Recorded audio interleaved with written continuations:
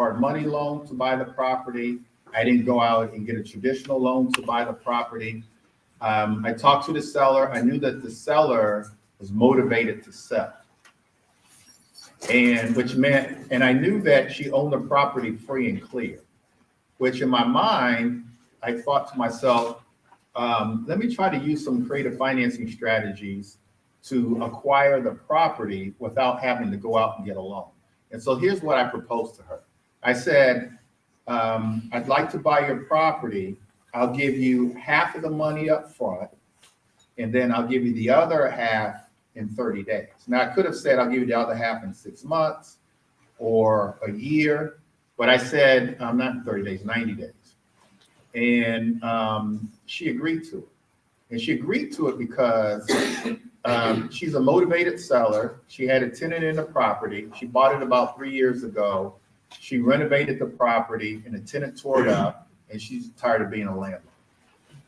And she agreed to my proposal. So I wrote up a promissory note saying that I promised to pay you the other half of the money in 90 days. Now I knew that, I'd be able to wholesale a property and do whatever, so I could pay her back. So I gave her, so we actually closed today or closing now. I've already signed my papers. And so that's an example of a creative financing strategy that you can use. We call a owner take back, where if you have the means, you can purchase a property like that and not have to go out and get a loan. And so that's one example. Dana's just like, I see you, Dana. I'm listening. Okay. And then one other example, I bought a property, this is creative financing. I bought a property in Landover earlier in the year. I used a hard money loan to acquire the property.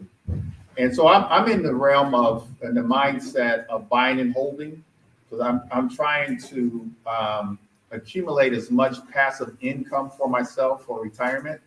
And so I bought a property using a hard money lender like Jeff.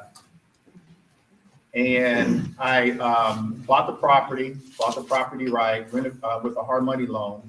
I renovated the property, and then I rented it out.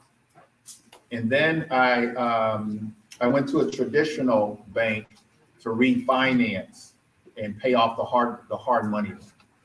And so that's using hard money and then coming behind that to use private money to purchase a property. And so there's a number of different ways, and I'll go over all of them.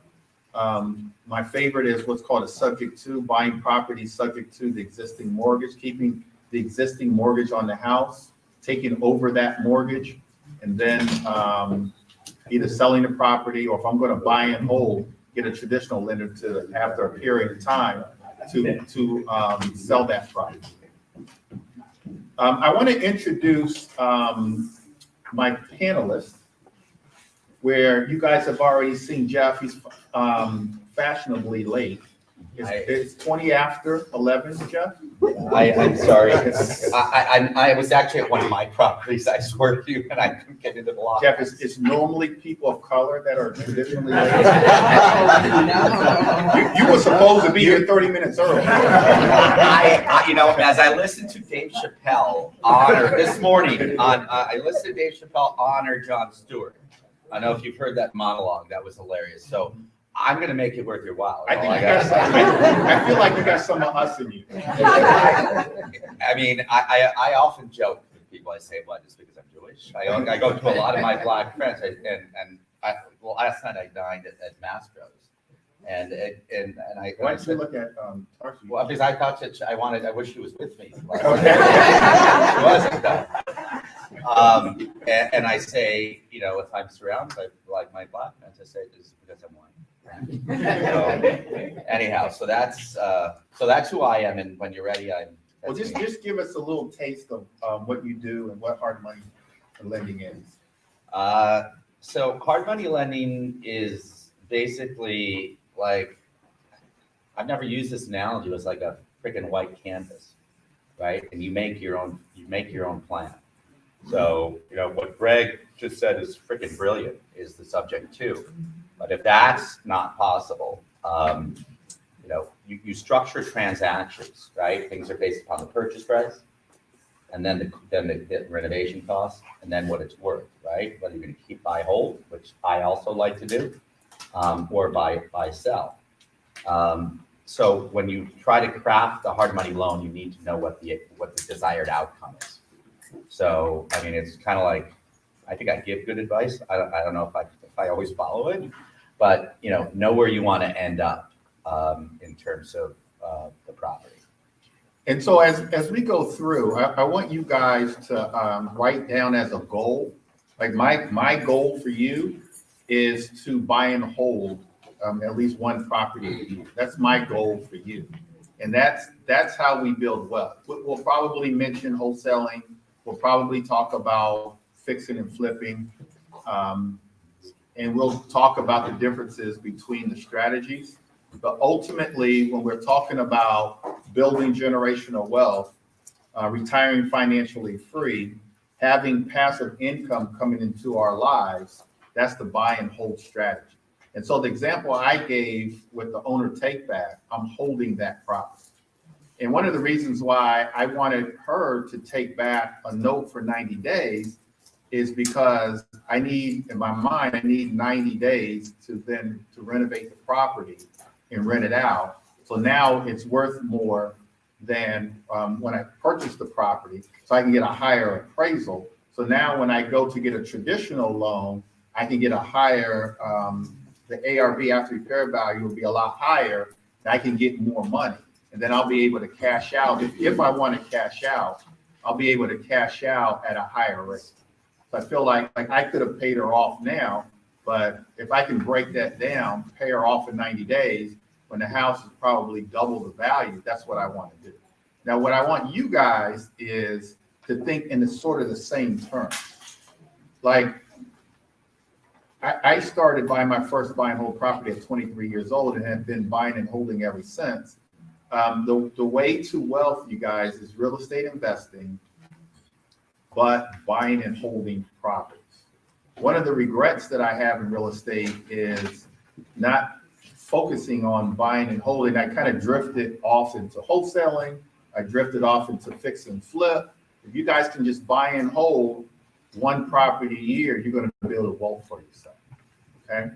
And so, Tarsha, talk a little bit about what you do in terms of traditional financing, maybe a little bit about your investing experience. Sure. Good afternoon, everyone.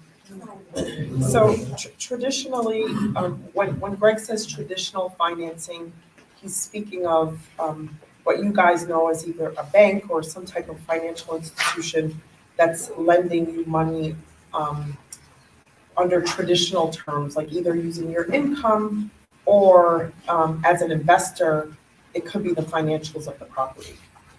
And so that's usually longer term financing.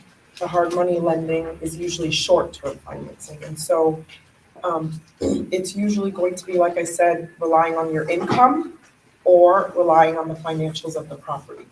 And when you're relying on the financials of the property, there are a couple of components that we will talk about today that are super important to make sure that you can actually purchase the property. And you're going to be looking at that as you're looking to acquire the property and not after you've acquired a property and then kind of run into some landmines that might prevent you from either purchasing the property or purchasing it for much more than you anticipated when you put something under contract.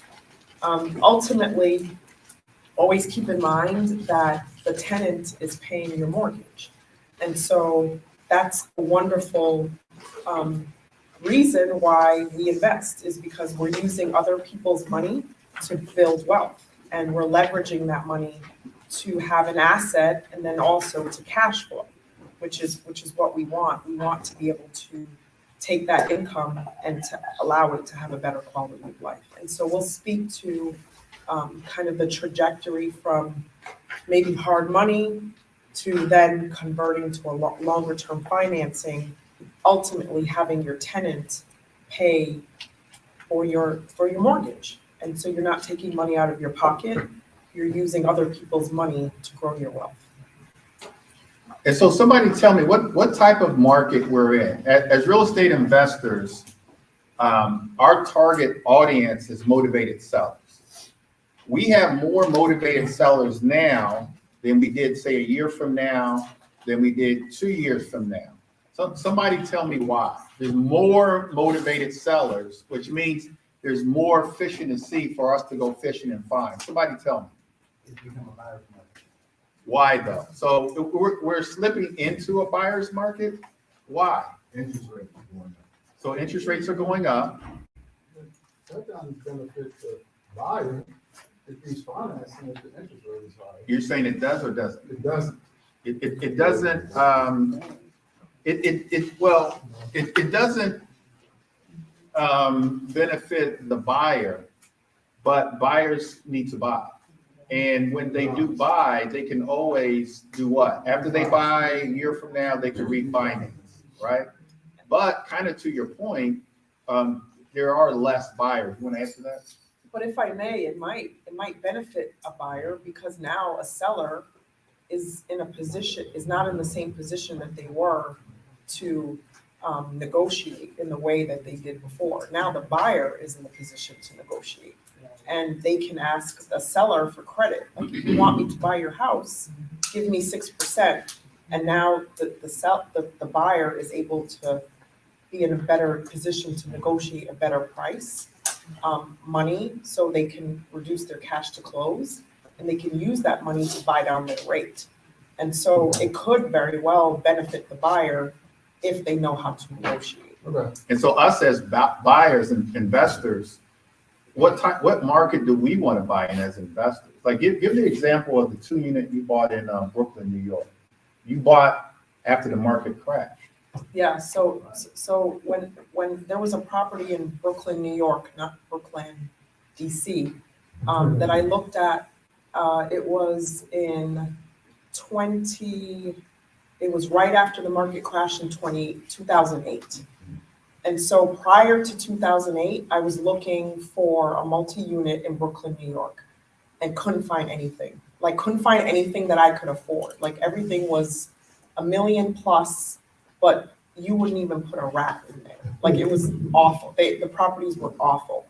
And at the time, I wasn't as experienced in how to renovate properties. And so it was very intimidating for me because I'd walk into these properties, they're $1 million, and I didn't have the foresight as to how to renovate it and make it my own at $1 million. And so I was looking, walking, driving, doing everything I could to find an investment property.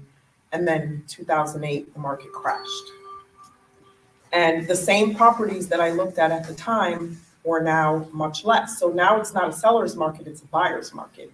And so I remember there was one property, it was a 2-family, it was right by the park in Brooklyn, right by a train station. And the seller was asking before the market 1.5 million. And she was an older lady, and she wouldn't budge. She said, I'm not budging, I'm moving to Florida. I want to be able to walk away with $1 million. And I remember sitting outside of that house and saying, this is my time to go back to this old lady and ask her to reduce her price. And I remember being really nervous and knocking at the door and saying, hi, remember me? Do you have a buyer? And she looked at me and smiled. And ultimately, I bought the property for 1.1 million when she was asking 1.5 million. And this was a shift of, I think I bought it right after the market crashed. And right before the market crash, she was dead set on 1.5 million. And so the point is that when the market crashes, that's our opportunity to hit these sellers and say, hey, you want this house to sit on the market for another 6 months, or do you want me to buy it because I'm ready to go? And so leverage that right now. We are right in that space where the market is shifting, And sellers are not in the negotiating power that they were a few months ago, and they're anxious and they're ready to sell. And this is our opportunities as investors to jump in and get bargains. But you have to know how to negotiate, and you can't be afraid. And I follow up to that point, and it's just what Tarsha said. And it ties in with what I said. It's like you want to know where you want to end up, right? So I have a client right now buying a $900,000 house. So I said, hey, right, can we increase the price by 6% to $954,000? And they're in the process of making that offer. That $54,000 is $54,000 less than the borrower needs to come up with at closing. So it's strategic. It's more like, kind of like you shooting it with a rifle as opposed to a cannon. There's lots about the opportunity now is. And so interest rates are going up, right? The pandemic. And so because of COVID-19 and pandemic, what did the banks do to homeowners? What did they grace the homeowners with? So they graced the homeowners with a forbearance agreement, which primarily meant that they told the homeowners that right now it's up to you, but you don't necessarily have to make your payments. You have to make your payments right now. And so that lasted for at least 2 years. But what they also didn't say, or what was in fine print, was now everything that you didn't pay, some of the banks said this, everything that you didn't pay is due now. Now, traditionally, a forbearance agreement means that what you didn't pay, we're going to put that amount on the back end of the loan, and we're going to start you off fresh, but your mortgage balance is just going to go up with what you didn't pay. But what I've seen here lately is, because I've been getting these calls from these homeowners, is I can't afford my mortgage anymore, or I can't afford that balance anymore because these forbearance agreements are now due. And so we've got interest rates going up. We've got forbearance agreements that have become due. And we've got a lot of sellers who lost their jobs because of the pandemic. And so because of all of that, and the last thing is also, what did the banks do during the pandemic in terms of people who weren't paying? They put a moratorium on foreclosures, right? No more foreclosures. Now they lifted that moratorium. Now we're seeing more and more foreclosures. So we have an overabundance of foreclosures. We've got forbearance agreements that are due. We've got interest rates that have gone up. It's unfortunately, it's really prime time for real estate investors. There's lots of opportunity for us, and lots of opportunity to take advantage of this space. Now, one thing I want to say is, if your credit is not worthy to buy and buy and hold, you need to start working on your credit, okay? Without a doubt, you're not going to be able to build wealth if you have bad credit. And so you've got to start working on it. Now, I will also tell you, though, that a lot of what we're going to talk about, a lot of what I'm going to talk about in terms of creative financing strategies, at least initially, you don't have to have good credit. We're not using our own credit. We're using the merits of the property to purchase the property. But then eventually, we're going to have to get a permanent loan. And when you get a permanent loan, Tarsha will talk about, they're going to pull your credit. So eventually you are going to need that. The very first property that I purchased 23 years old was, so my background is 17 years old, read an encyclopedia that the way to wealth is through real estate investing. And so when I read that, it was an epiphany moment for me. And so I said, one day I'm going to get into real estate. Year after college, I had been buying this gentleman's information by the name of Carlton Sheets. Is anybody as old as me that know who Carlton Sheets is? You guys are old. And so I had been reading his stuff cover to cover, listening to his tapes. And I looked in the Washington Post in the classified section, saw property in DuPont Circle was a condo. And I was like, I'm going to go try my hand. And so I tried my hand, 23 years old. They talked about owner financing. And so I went to the property. I talked to the owner and I just made him an offer. Now I'm young. I don't have anything to lose. I'm chilling. I've got a studio apartment in Adams Morgan, just loving life, right? No responsibilities. I'm living in like 300 square feet, but just loving it. And so long story short, I made them an offer. I said, if you hold the financing in 5 years, I'll pay that financing off. And at the time you could do balloon loans at that time. And so that's what we did. So we closed on the property. We made payments. I made payments for 5 years. I actually stayed in my studio apartment and rented that property out to I think she was like an au pair from England.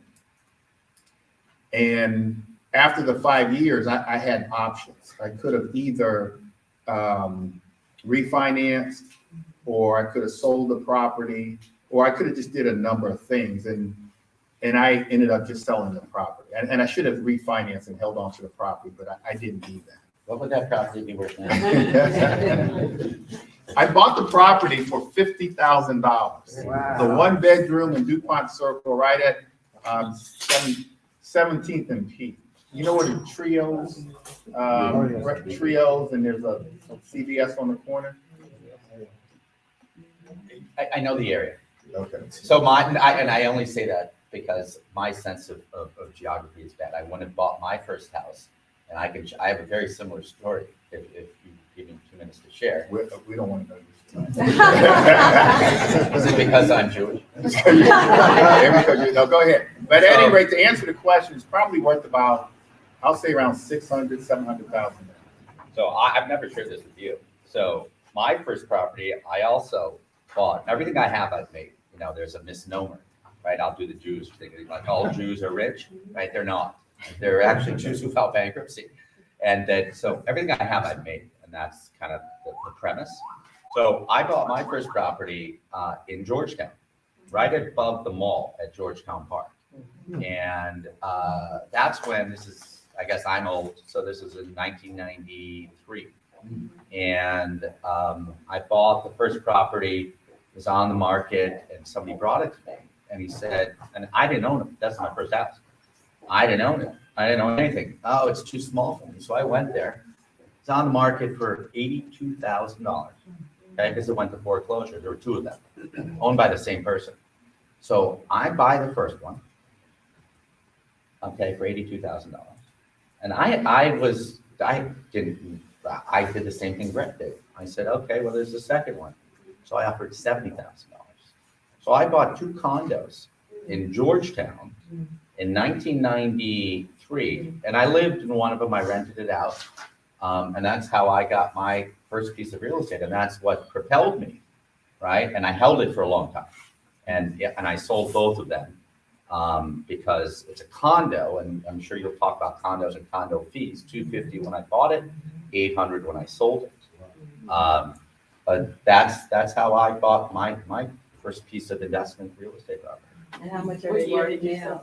I sold one for $600 maybe, and the other one for like $585.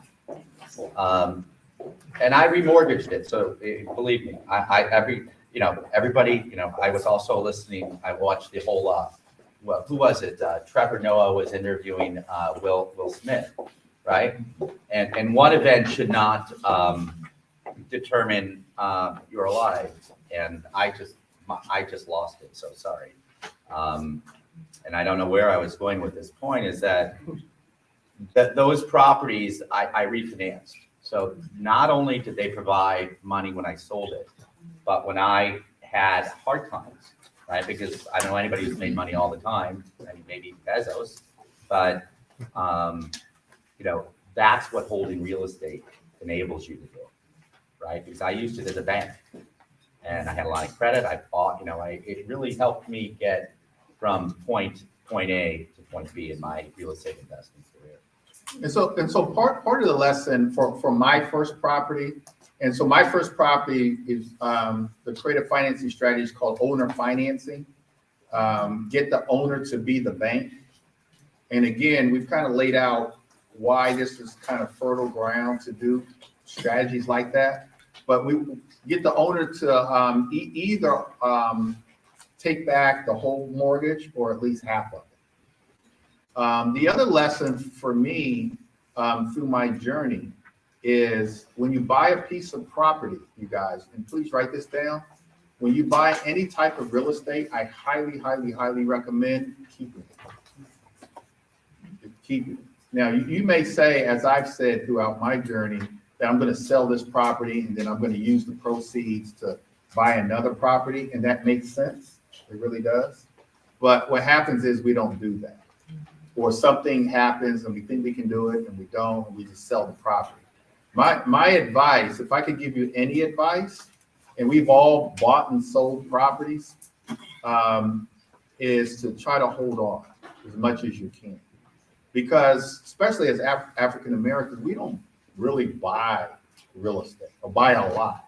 We buy a house to live in, and we're not really buying investment properties. I'm looking at a lot of my platinum coaching students, and they are doing that. But my recommendation, so that's why I recommended to the gentleman here, he's got equity in his property in DC. Hold on to that property. Don't sell that property. Hold on to it. At the very least, pull some equity out of that property and then do something else with it. Okay? And so that's one of the lessons. And so I see Sharvita has joined the group. Keith called me this morning at 9:45.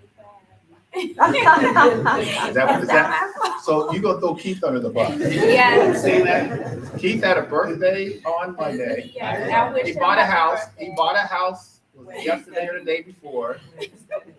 And so now you're just gonna throw him under the bus. You see how we do? So Sharvita, real quickly, just introduce yourself and just kind of tell us about your investment journey.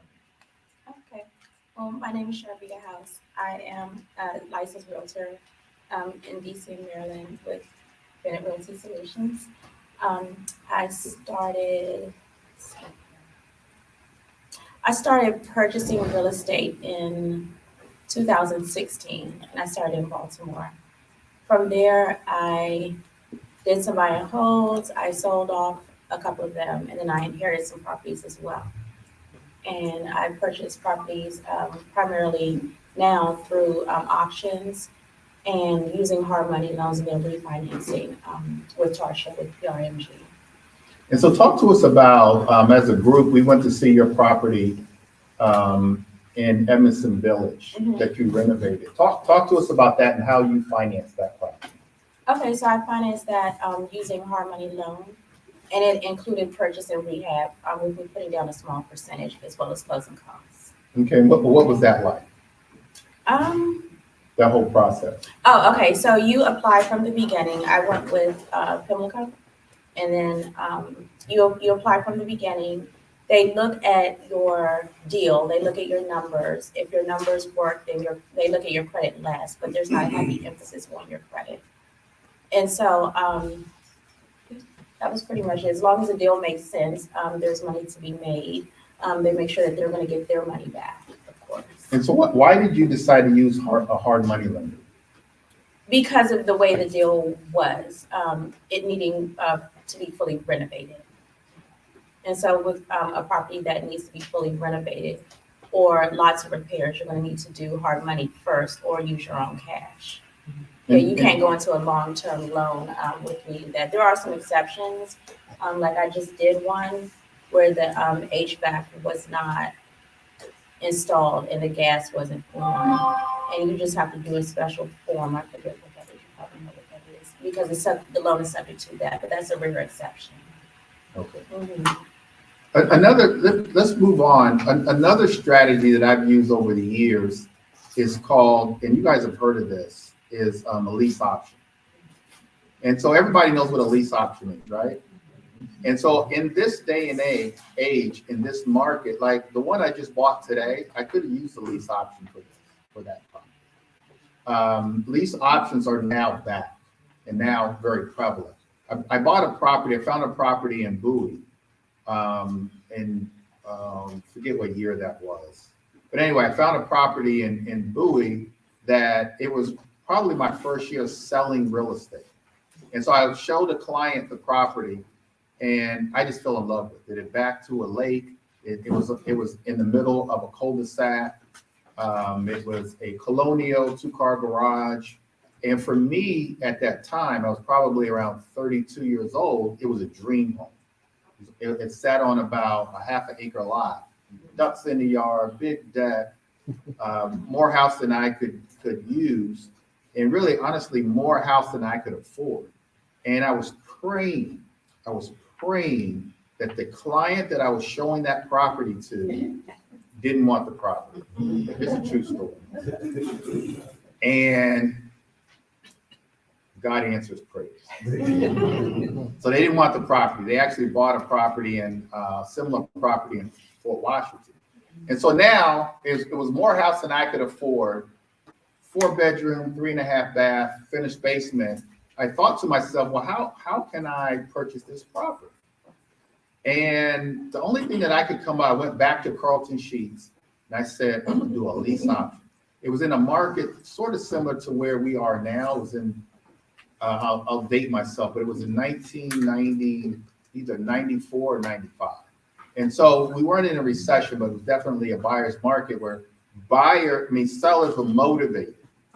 And so this was my proposal to the listing agent. Of course, the listing agent didn't understand, but I said, this is what I want to do. I want to rent the property. I'll pay their mortgage and I'll put down a small deposit and non-refundable. And in 2 years, I'll buy the property. And if I don't buy the property in 2 years, you keep my little deposit. And they didn't understand what I was saying because most agents don't understand creative finance. Most agents don't even understand investing. But they took it back to the seller, and to my surprise, seller said yes. And I felt like at the time in my early 30s that I hit the lottery. So I was able to do the lease option. Long story short, 2 years later, I refinanced and paid them off. And so I was able to acquire that property using a lease option. And so that's a strategy that's now in play in the type of market that we're in now, a lease option. Any of you guys had any experience with lease options? I haven't done one, but I think it's brilliant. I mean, you put so little money down, and if you structure the transaction properly, did you walk away with money when you actually bought it? I didn't walk away with money, but I didn't have to put up any money.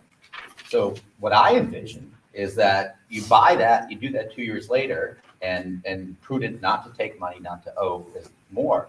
But that could be a liquidity event, right? You could realistically, Tarsha would structure a loan that you could potentially actually walk away with money.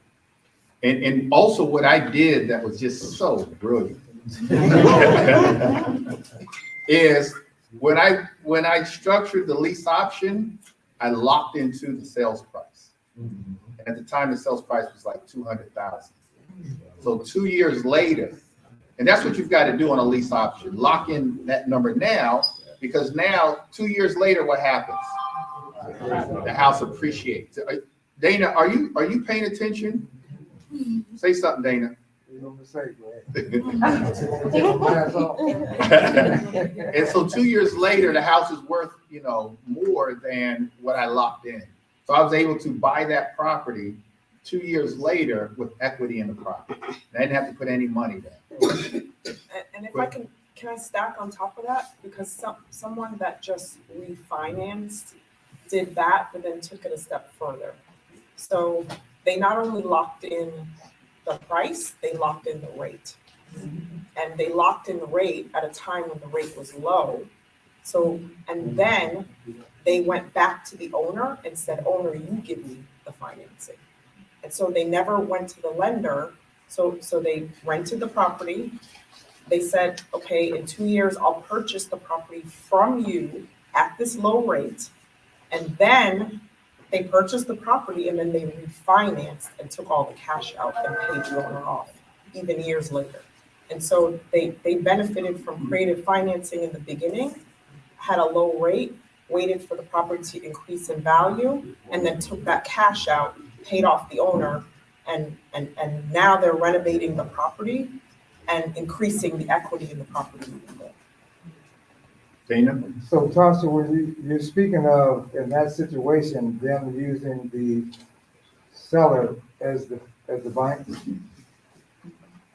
They're not using the seller as the bank. You know, how you lock in for 2 years like that? So they're, just like Greg said, the price, they're also saying, if we buy from you, can we basically lock in at this rate later on? So they're giving, I guess it's the bank in the sense that they're giving the owner money to purchase the property. But the owner's not giving them money. I guess in my mind, the lender's giving you money. They're basically paying the seller or the owner of the property when they're conveying the property. Now they buy the property and they're giving that owner money back at the rate that they agreed to years ago.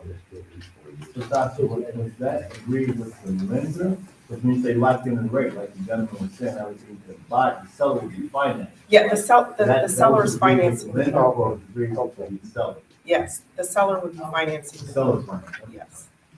So does that mean that the seller doesn't owe any money? And the seller can't owe any money in that situation, or In it has to be a that, perfect situation? I mean, there's yet another layer that you could do where you could pay the seller's mortgage, which investors do all the time. So you can stack again, but that probably becomes more sophisticated and complicated. But in that instance, the seller likely didn't have a mortgage. Why does this, what's in it for the seller? Why, like in this situation or in the deal that you had today, would the seller agree to do that? I mean, certainly there Like are I other said, buyers. so we're coming from a market where what we call a seller's market, where it's easy for sellers to sell. We've slipped into a market where it's a little tougher for sellers to sell. And so sellers are accepting creative financing strategies to sell the property. And for whatever reason, they could be behind in the mortgage. They need to sell their property so that they can buy another property. So for various reasons, we're giving opportunity to for them to actually sell their property. Greg, so in your scenario of a lease option and a subject to, as a buyer, are you putting a tenant in there so you can have a cash flow? Is that what you're doing? Absolutely. Okay. Absolutely. Now the lease option that I did, I moved into the property. But so that's a good question. So you can do a lease option, you guys, with the option to purchase and the option to sublease. All right. So you put the sublease into that lease option agreement as well, so that you can now rent the property. Now, obviously, you're going to sublet the property out for more than what you're paying the landlord. And to take that a step further, those of you guys that are interested in Airbnb, and so the investors that specialize in Airbnb, number one, they're not buying the properties, right? They're subletting. They're doing lease options, but they're doing what we call like a corporate lease or master lease for like 5 years. The landlords are agreeing to allow them to lease the property for, let's say, 5 years. They're allowing the investor to make certain improvements to the property, like for security, and they're putting in furniture and things like that. And then they're allowing them to sublease the property out. So they know that the investor is doing Airbnb. And through the Airbnb, and some of the investors are using Airbnb.com, VRBO.com. They're obviously, leasing the properties out on a daily basis for more than, what they have to pay out.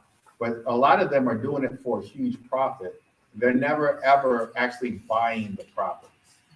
They're leasing the properties. It's a business for profit. Is there any agreement on these repairs?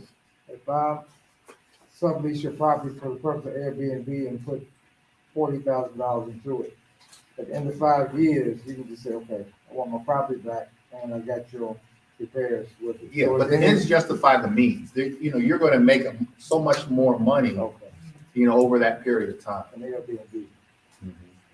And so, going back to the lease option, so you're going to every month pay back the seller. So you're going to have a normal lease with the seller. You're going to pay rent.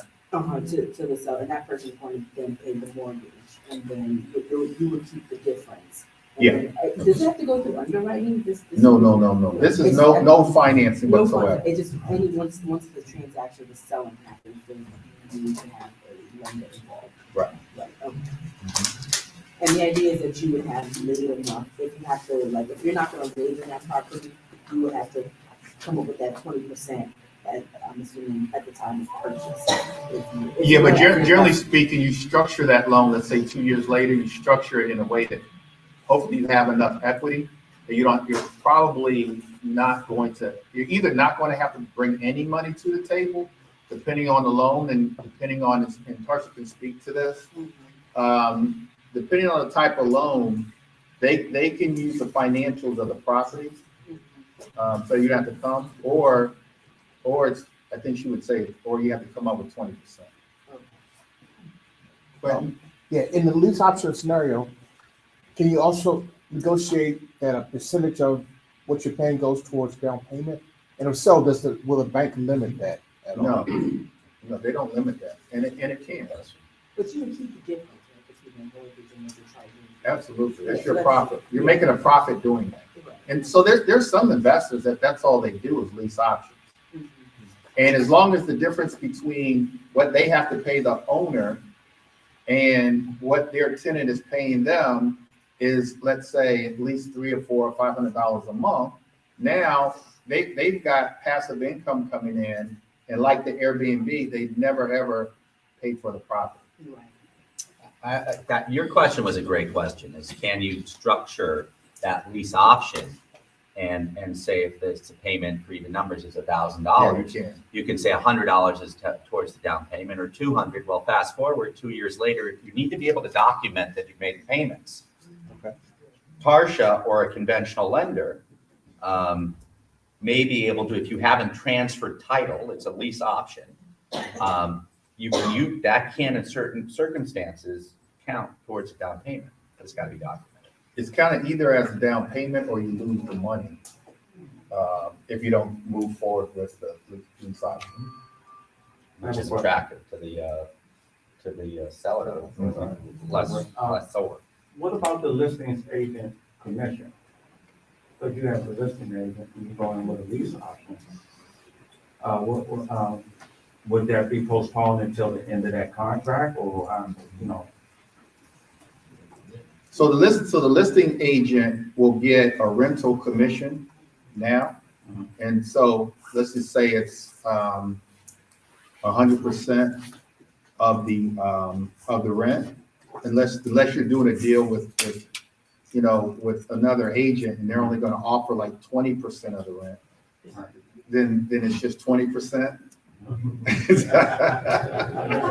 I don't, you're sitting up front.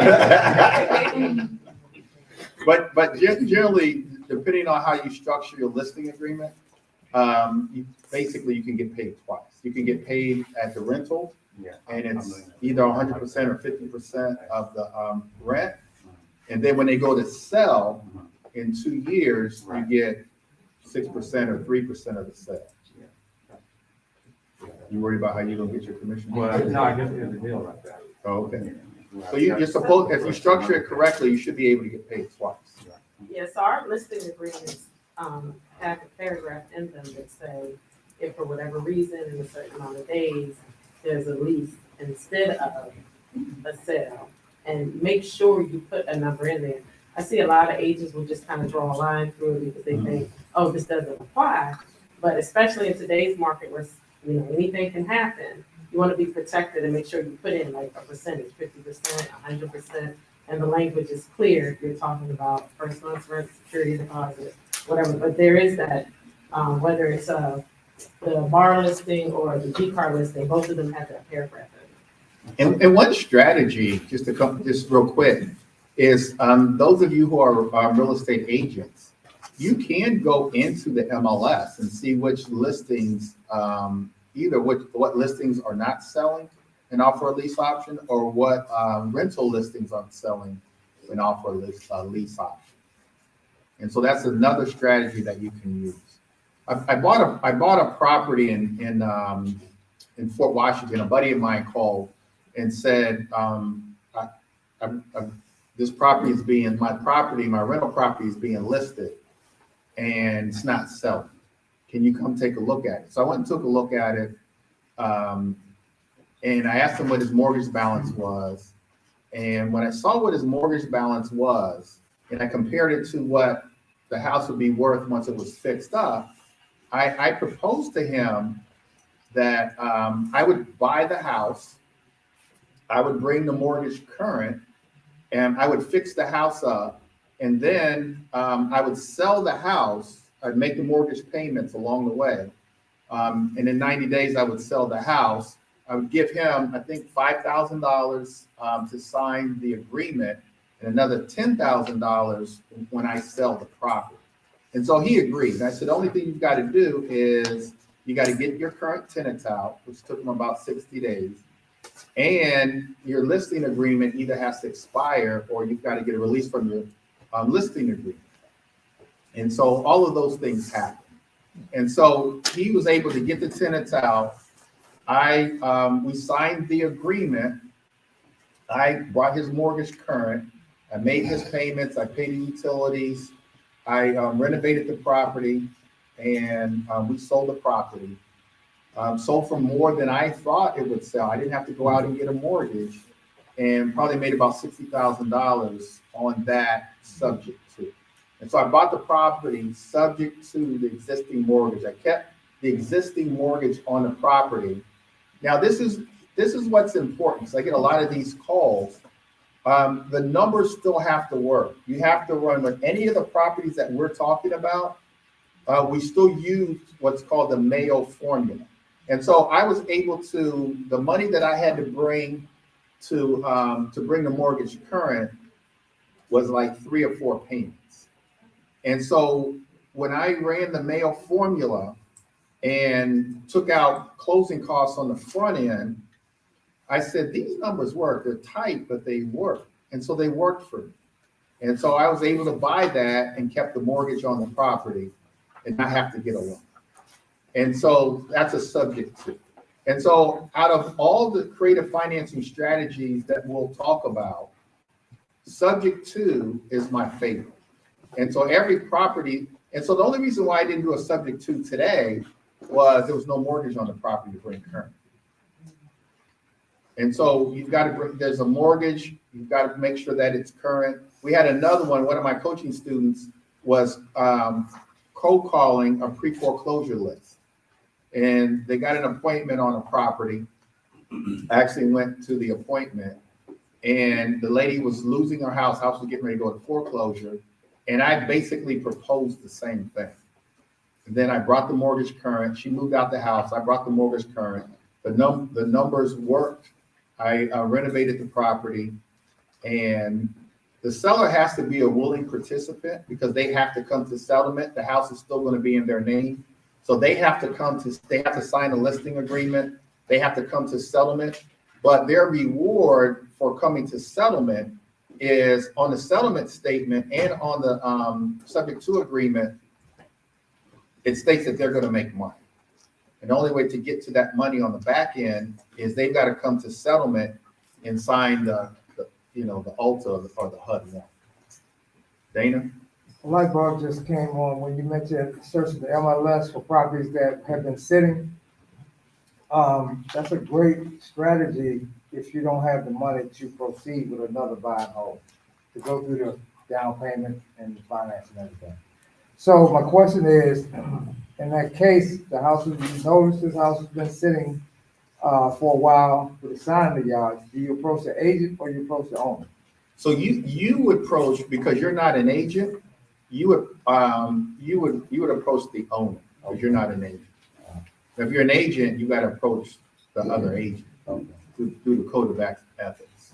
Now, if you try to contact, as an agent, if you try to contact the agent 2 or 3 times and they don't respond, now you can go to the owner.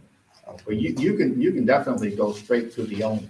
That's a good strategy. And oftentimes the owners will call. Now, if the owners call you directly, if they initiate the call, whether you're an agent or not, you can talk to them if they initiate the call.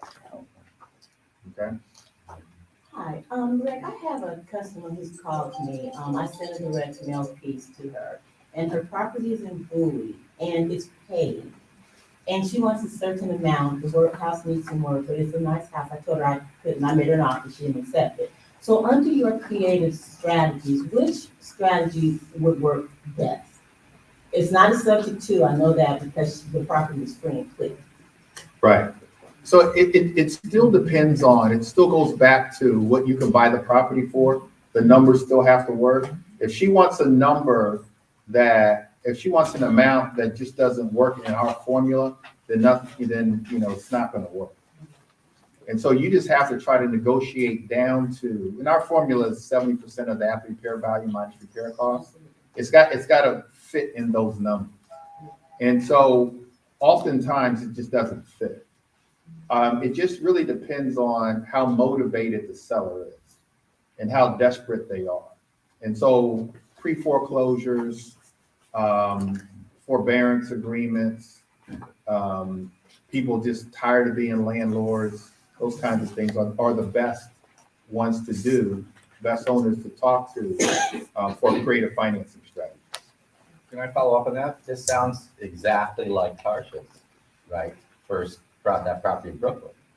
Wait a month or 2 months, she may change her mind. Yeah, because she originally had the property. When she called me, it was listed with an agent, and then she took it off the market.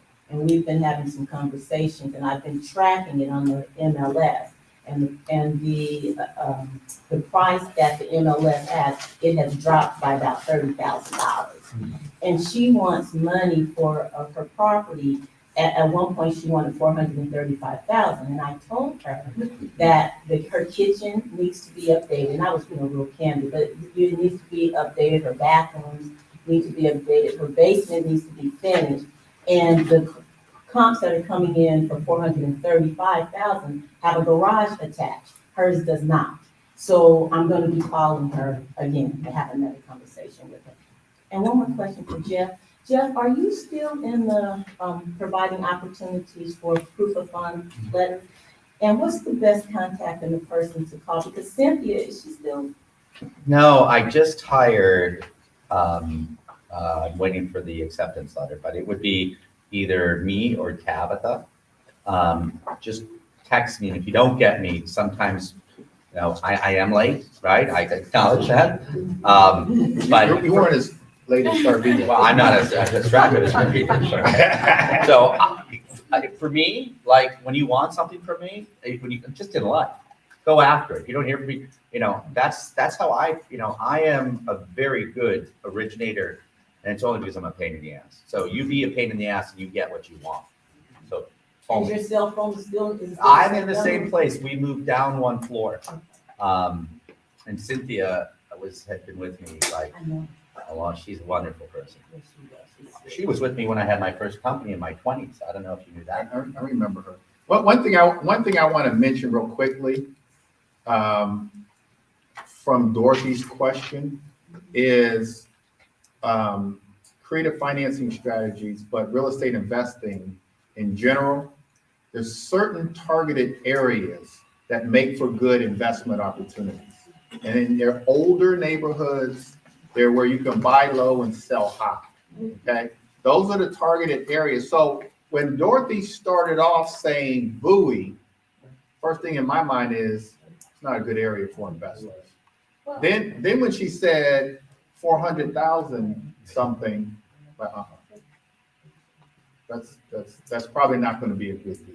Because depending on what it is it a townhouse? No, it's a single family detached. Where's it located? The zip code is 20716. And the reason I even bought the marketed to her, because I usually don't market to Bowie, but I have a buyer who wants properties in that area. And so I specifically got a list for that buyer, and that's how. Is it like a Rambler? Do you know what type of house it is? More like a colonial, I would say. Older? Yeah, I can't remember, it's probably 40 years old. So something to it's that. probably, the ARV is probably at best 500, which, what is it now? Probably about 3 months ago, but some things have changed. Or just don't tell me a number. Okay, about 420, let's just say 420. And she's selling it for how much? 420? And well, her realtor told her she could get 435. So they want, But I noticed that it's not on the MLS, I mean, it's not listed. but Dorothy, if the after repair value is whatever, 450, even 500. Let's say the after repair value is 500 and she wants 420, then we know that that's not. No, but good. I'm very skilled in doing the mail formula. I offered her like 286. Okay. And she What- didn't. What formula are you talking about? The- I mean, I'm gonna have to come and be a student. Yeah, You are. yeah. I'm serious. Yeah, it's the after repair value. 70. Time, Okay, minus you call that, I didn't. Yeah, All right, let me say this, you guys. Number one, we've got to stick to the formula. I'm very skilled with that. Number two, all deals that we look at aren't deals. Number three, if you are a real estate agent and it's a situation like this, there's nothing wrong with you guys flipping the script and listing the property and getting a commission, okay? Because something like this, and not to pick on you, Dorothy, the numbers aren't even close. And so it's very, very difficult. I don't care how skilled you are, and Dana is really skilled. But it's gonna be very difficult for Dana to bring a seller down $100,000 or $150,000. Now, can we negotiate 50, 60? No, not 50, 30, 20, we can do that. But in a situation like this, where they want after repair value, basically, and let's say after repair value is 500, my number, just real quick, off the top of my head, is 250. Off the top of my head, without looking at it, I don't know what the repair cost is. I'm just gonna cut that in half, and 250 is probably what I wanna offer. And so if she wants 450, my number's that's $200,000 difference. Yeah, I've been working with her for about 6 months. So my original offer was about 286, and then she wanted more, but I recently got her down, about maybe $25,000. So I'm gonna give her another time. So we're still not close, but here's what I would recommend to you. This is Connie right here. Connie, give her your business card, I also live in. and then you can list that property, and she will give you a gift card to Maestro's. How about that? And I'll be your guest. No, I'll be your guest. We all going. But when you guys are finding deals that don't necessarily work as an investor, the seller still wants to sell. They just have to sell to an end buyer, right? So it's not a quick sale. And so get a commission. A commission on that, let's just say it's 500,000.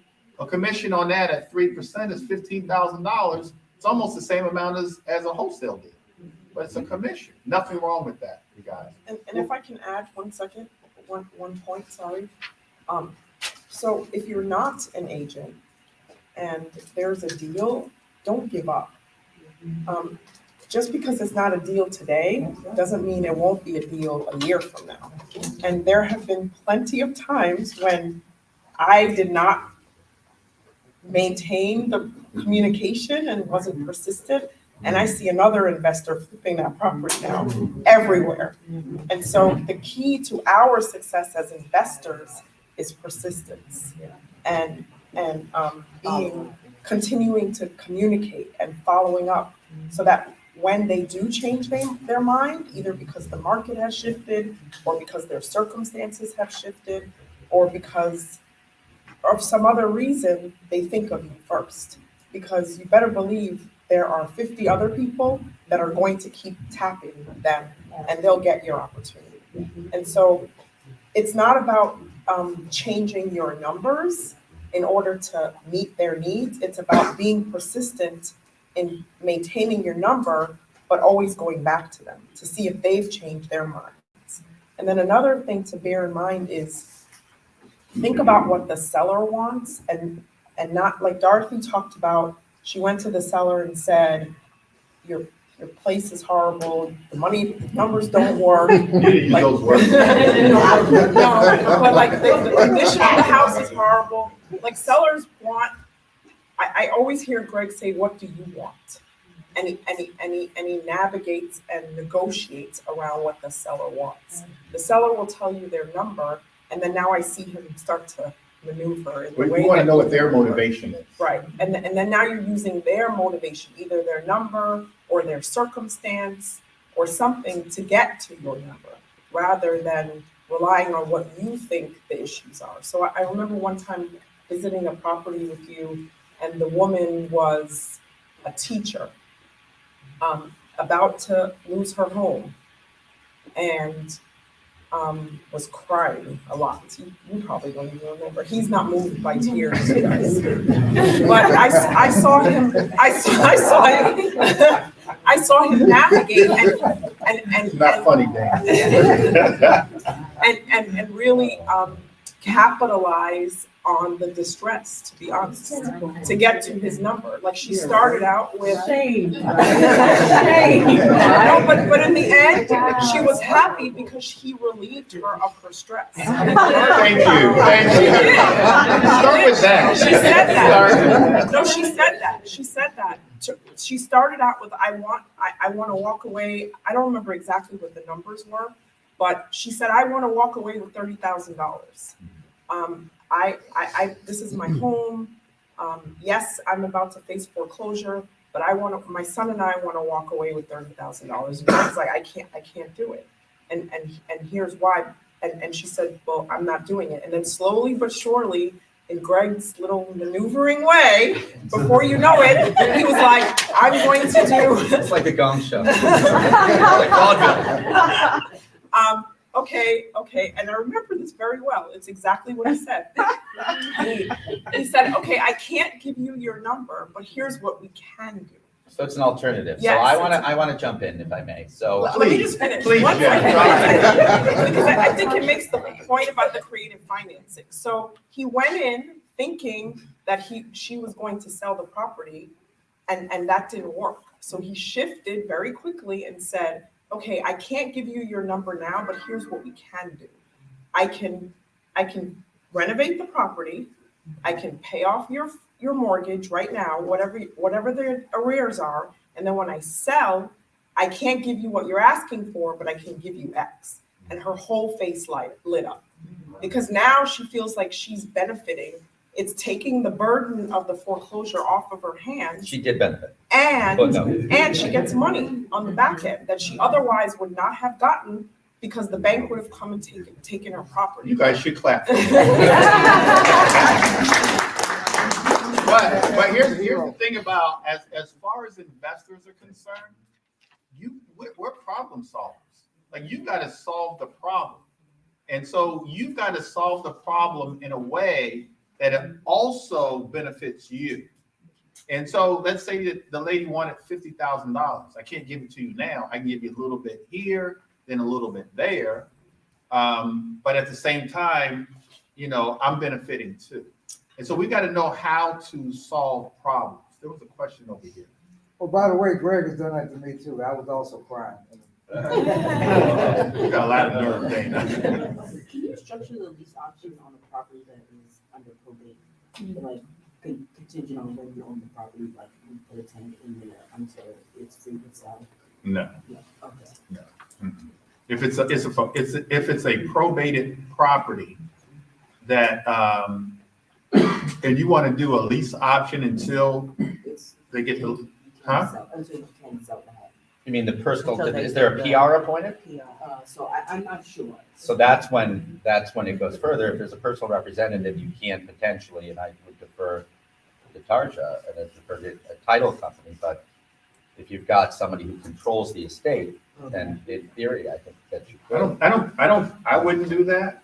There's just too many layers, too many things that could go wrong. Okay. But I wouldn't do that.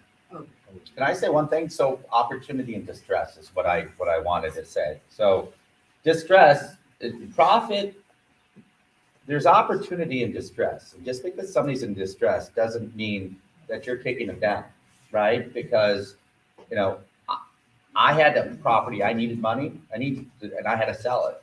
And I sold it for lower, and the guy knew that I had to sell it, but it accomplished my goal, right? And he got a good deal. So they're not mutually exclusive, right? Because it is a win-win. It has to be. So two more strategies, and then we'll get you guys out of here. And so we can combine strategies.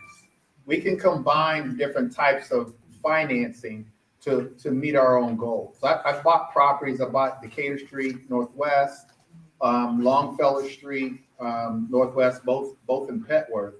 I was able to buy, I think I have Longfellow Street in here. I was able to buy Longfellow Street. Looks like I bought it for $400,000. Rehab was $150,000. Now I used a hard money lender to acquire the property.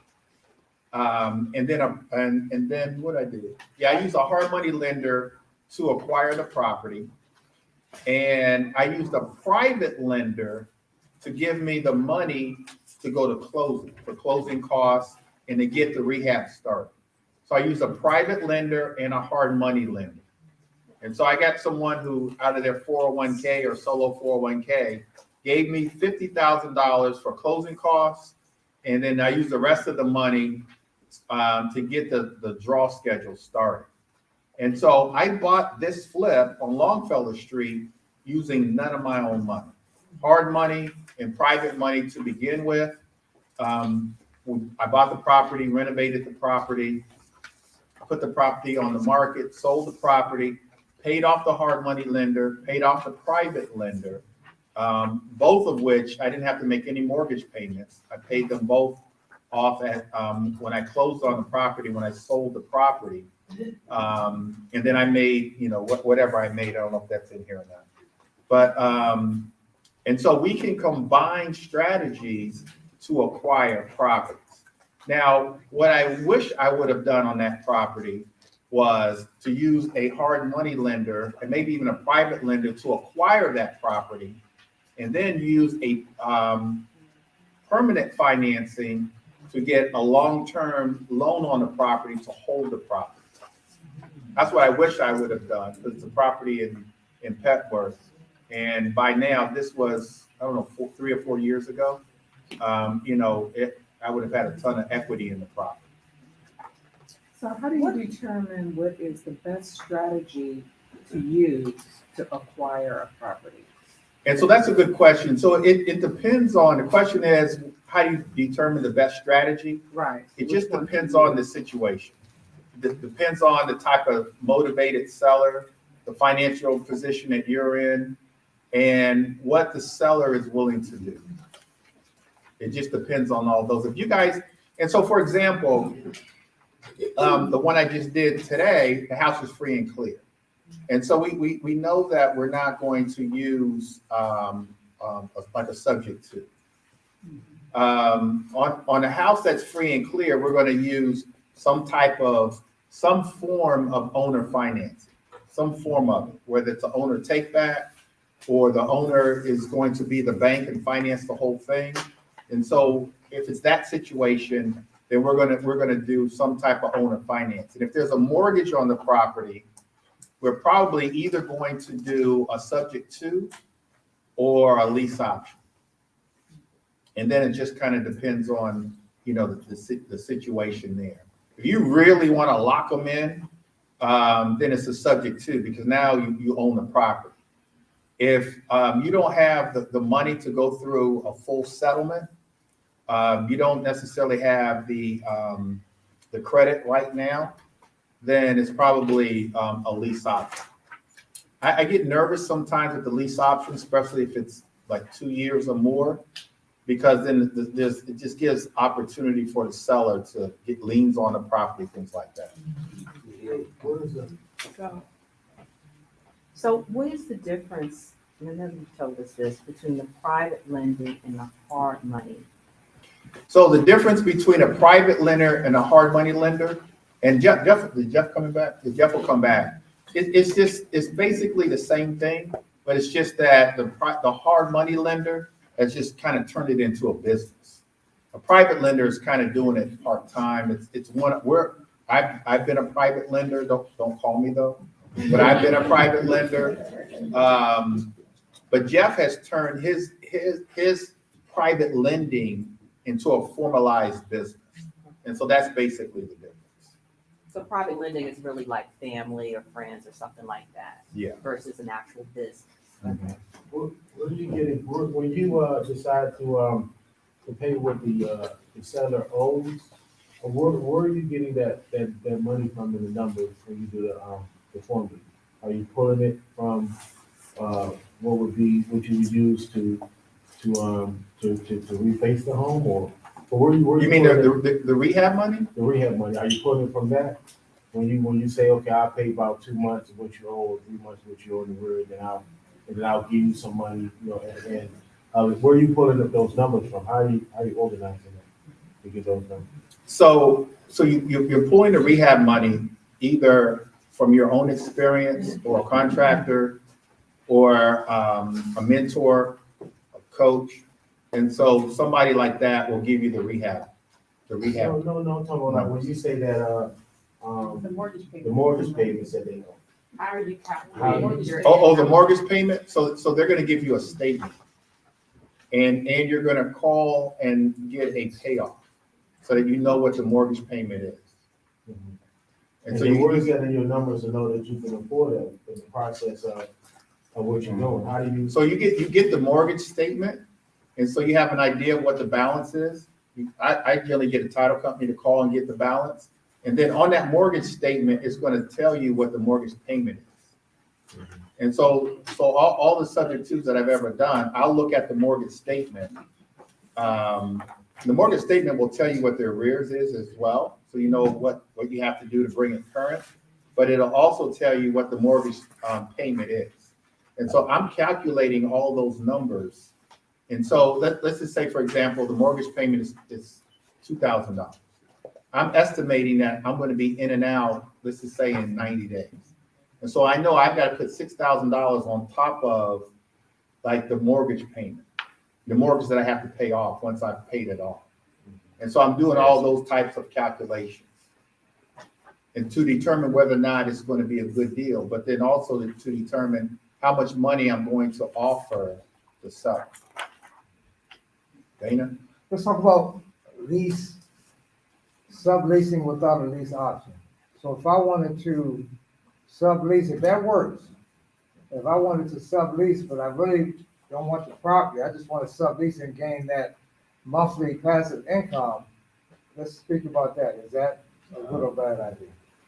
And so it's probably, depending on how long you want to do it, it's probably a bad idea. Well, why is that? Because generally speaking, I've only, unless it's a master lease, I've only seen lease options for maybe 2 years. And then if the seller is savvy, the seller is going to either take part of the rent or they're going to make you pay some type of deposit that's non-refundable.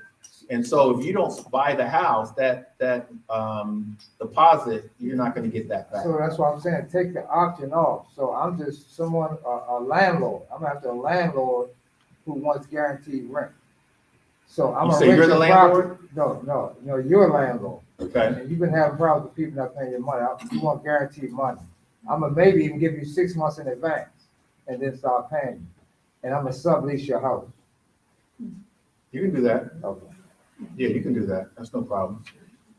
I just want to walk through the hard money one more time. So if you find a property, and you want to go to hard money, do you have to come with 20% And- Yeah, so if you're a first timer, we'll lend to first timers. You've got to have good credit. And it varies. What is good credit, Jeff? Well, what was good credit yesterday may not be today, but generally you're looking at, I think the most recent one I heard was 640. But it may be 680. But the way that private lending has worked for the past number of years, because it's been institutionalized, right? I used to be one of 5 people in town that lent money in 2008. Now they're 50. Now there were 500, but they're all going down now. This is why distress. This is why it's such a good time to do this. So it's typically a percentage of the purchase price, and then 100% of the renovation, right? And then you build in a seller contribution, right?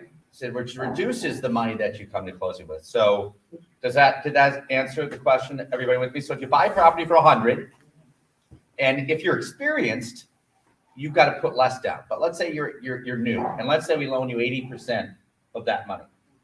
So we're going to lend you 80. You've got to come up with 20 plus closing costs, and we'll lend you the renovation. Now, it needs to fall into the Mayo rule. 70%. 70% of the ARV. It's the same thing, though. You're lending at 70%, right? I will, but so they're two different. The institutionalized private money is X% of the purchase price and then 100 of the reno. When I do deals, I have looked at just really the ARV and the experience of the borrower. And sometimes I've been part of deals, right? And I've seen sometimes they're like 6 months, so if the renovation was longer, like how did that work?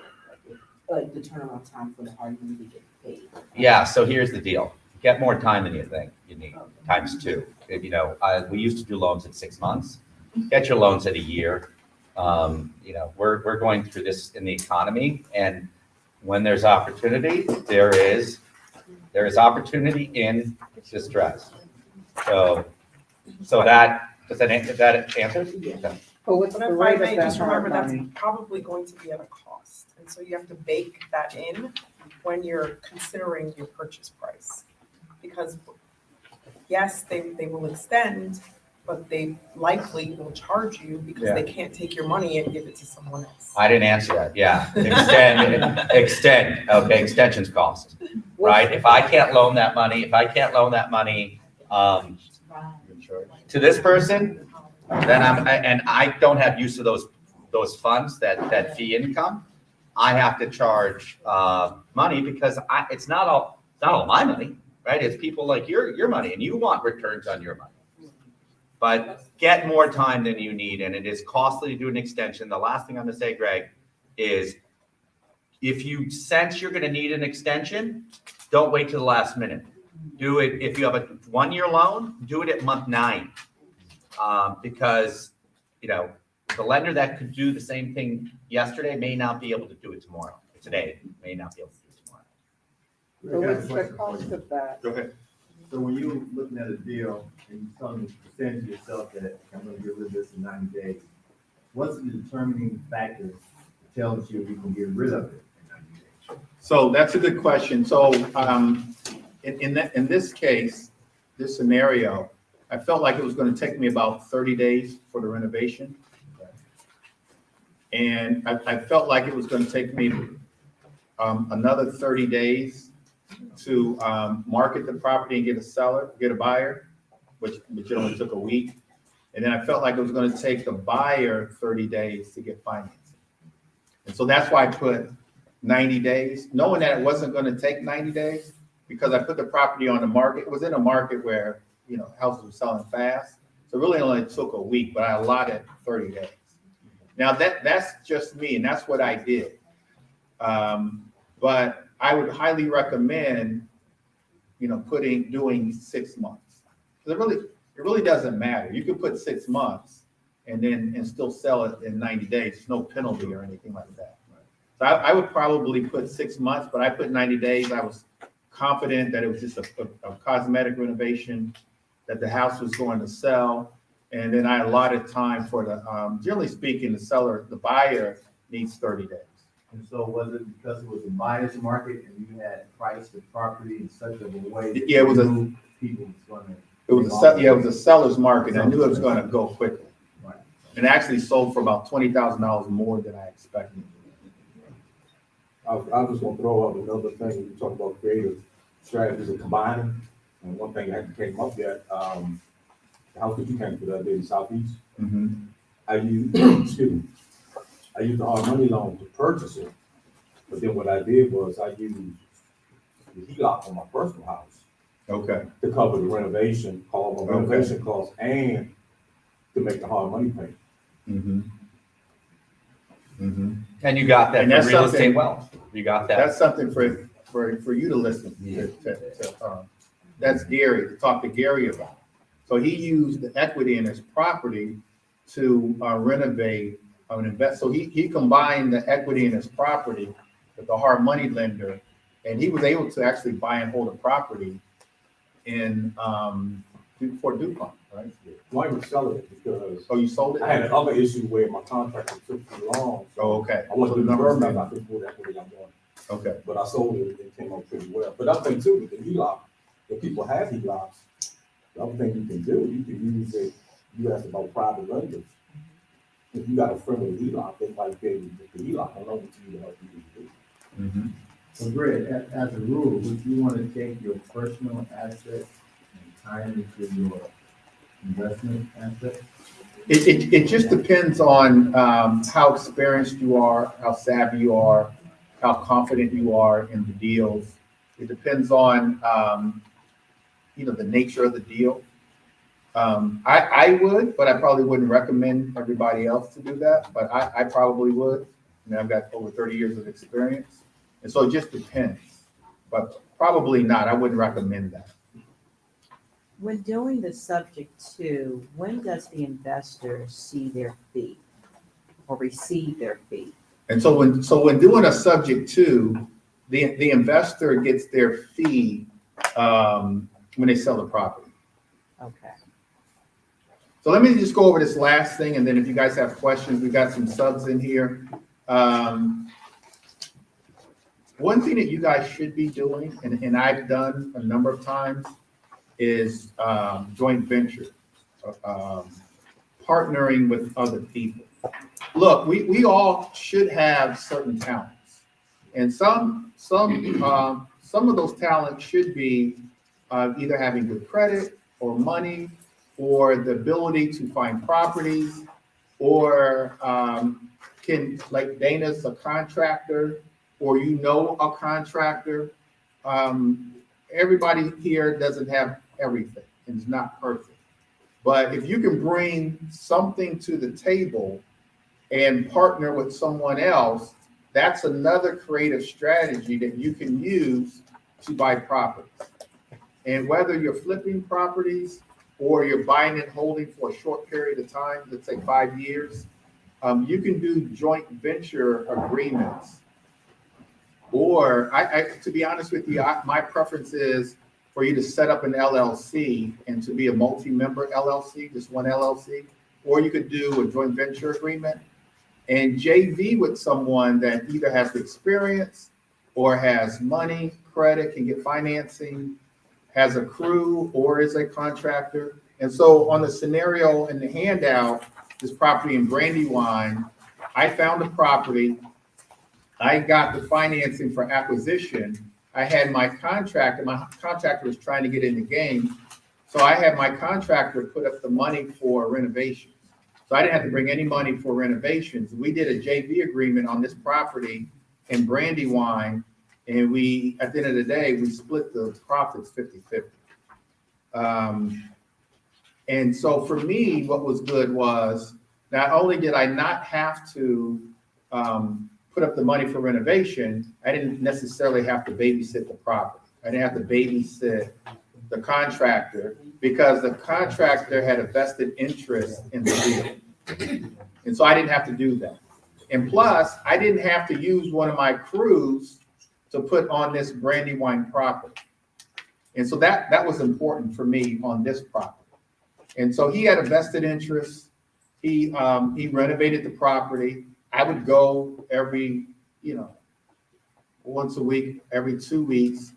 And he was motivated to sell. He had his money into it. He was motivated to get this job done. I did a JV with him. I've done numerous JVs with other investors where maybe they put up the money or I put up, you know, just depends. But one thing that you've got to know for yourself is you've got to know what you bring to the table. What do you bring to the table is a question that you've got to ask yourself. And everybody here has the ability to bring something. And if you've got bad credit, it's okay. Be really good at, in my early 20s, I prided myself on being good at finding deals. I said, I'm going to be the best person in the area on marketing and finding deals. I'm in my early 20s. I don't have a lot of cash, but honestly, the deals is the goal. That's the goal, because most people are not good at finding deals. If you can get good at finding deals, you will always make money as a real estate investor. It's like any other business, it's marketing. And any other business, if you're unable to generate leads, you're not going to make any money. And the investor that can generate the most deals is going to make the most money, whether they're wholesaling those deals, fixing and flipping those deals, or buying and holding those deals. You've got to get good at that. So if you're not good at anything else, you got bad credit, you have no money, you have no experience, pride yourself on finding deals. Now you can wholesale those deals, you can JV on a flip, you can even JV on a short-term buy and hold. I don't recommend a long-term buy and hold with the JV. My recommendation would be a maximum of 5 years, but you can do all of those things. So get good at something. And if it's like a lot of sweat equity in terms of finding deals, then let it be that.